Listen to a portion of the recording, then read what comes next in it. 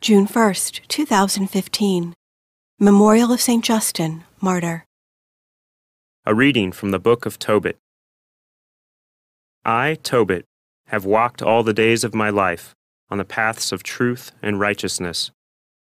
I performed many charitable works for my kinsmen and my people, who had been deported with me to Nineveh and Assyria. On our festival of Pentecost, the Feast of Weeks, a fine dinner was prepared for me, and I reclined to eat.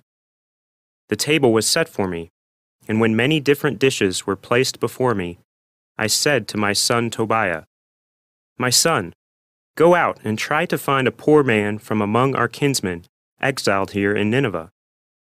If he is a sincere worshiper of God, bring him back with you, so that he can share this meal with me.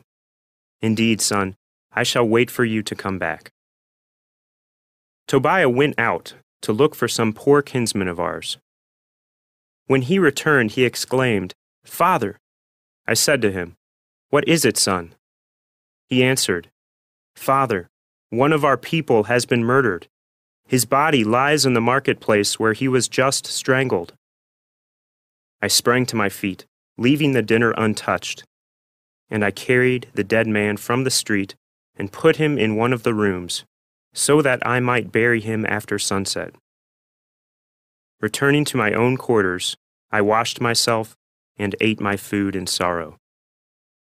I was reminded of the oracle pronounced by the prophet Amos against Bethel.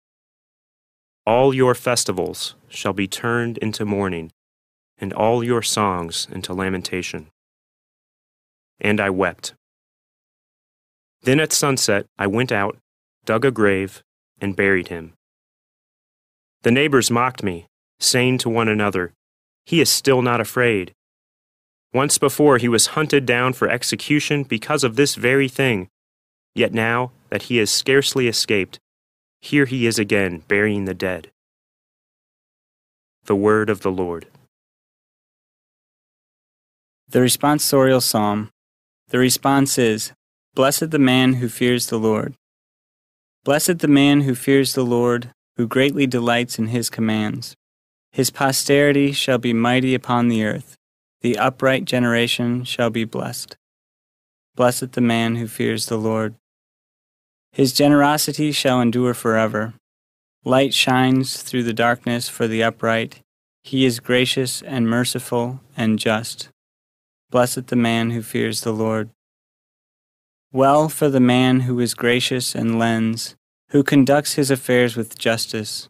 He shall never be moved. The just man shall be in everlasting remembrance. Blessed the man who fears the Lord.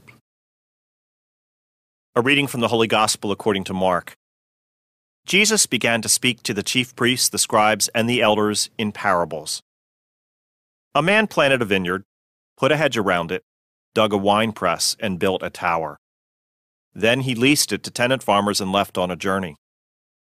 At the proper time, he sent a servant to the tenants to obtain from them some of the produce of the vineyard. But they seized him, beat him, and sent him away empty-handed. Again he sent them another servant, and that one they beat over the head and treated shamefully. He sent yet another whom they killed. So too many others. Some they beat, others they killed. He had one other to send, a beloved son. He sent him to them last of all, thinking, "They will respect my son." But those tenants said to one another, "This is the heir. Come, let us kill him, and the inheritance will be ours." So they seized him and killed him, and threw him out of the vineyard. What then will the owner of the vineyard do? He will come, put the tenants to death, and give the vineyard to others. Have you not read this scripture passage?